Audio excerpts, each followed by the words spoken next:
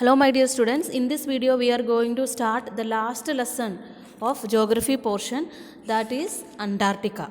Okay, as usual in the first page you can see that major mountains, highest point, thickness of ice sheet, largest glacier, wildlife, resources, population, Indians, camps, etc. are there. Okay, and first, what are the major mountains in Antarctica and which are the highest point and what is the thickness of ice sheet. These are all the things we will discuss in the introduction part. And this Antarctica, it lies almost circularly about the South Pole. Antarctica, it lies in the South Pole. Antarctica, it lies in the South Pole. And it is the fifth largest continent of the world. It is the fifth largest continent of the world.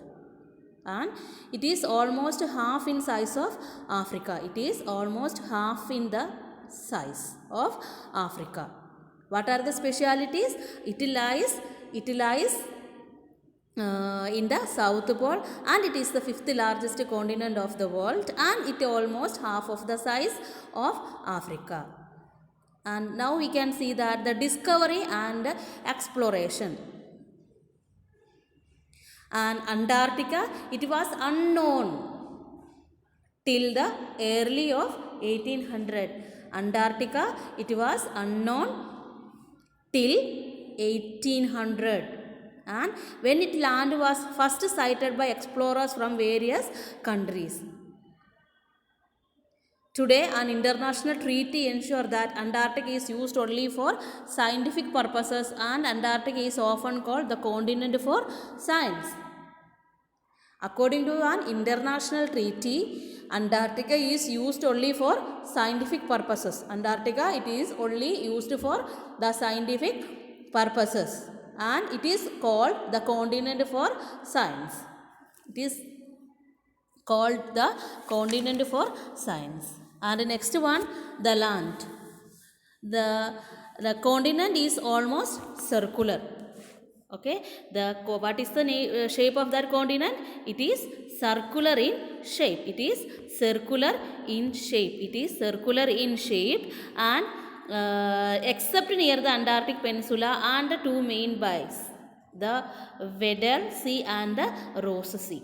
Notice that the continent is almost circular. Continent is almost circular and almost the whole of Antarctica is covered with a very thick ice sheet. Almost the whole of Antarctica is covered with very thick ice sheet.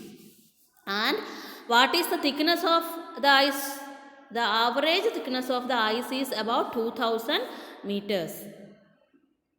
And mountains and rugged surface characterize the terrain of Antarctica. Mountains and rugged surface characterize the terrain of Antarctica and the shore are very steep. There are some bare valleys called dry valleys. In the mountains, the places are rugged. Mountains are rugged.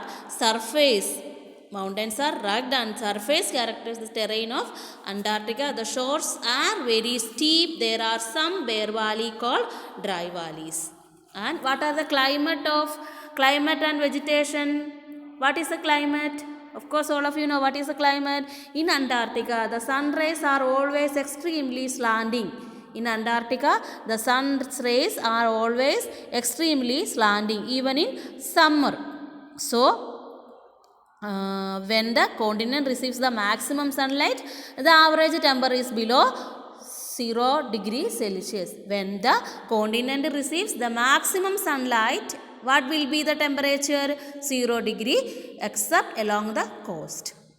Okay, and next we can see that the vegetation.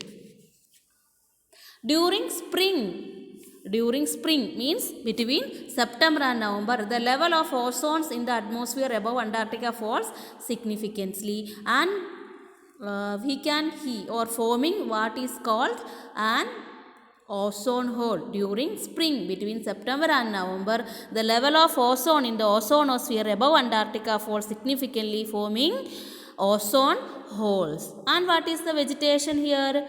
The extreme cold condition and the snow cover do not favor the growth of plants.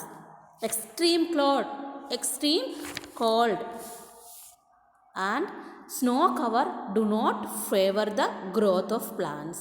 Mainly we can see mosses, fungi, lichens and few grasses grow when the temperature is high. Okay, some mosses, fungi, lichens, etc. we can see in those area when the temperature is high. And what about the wildlife?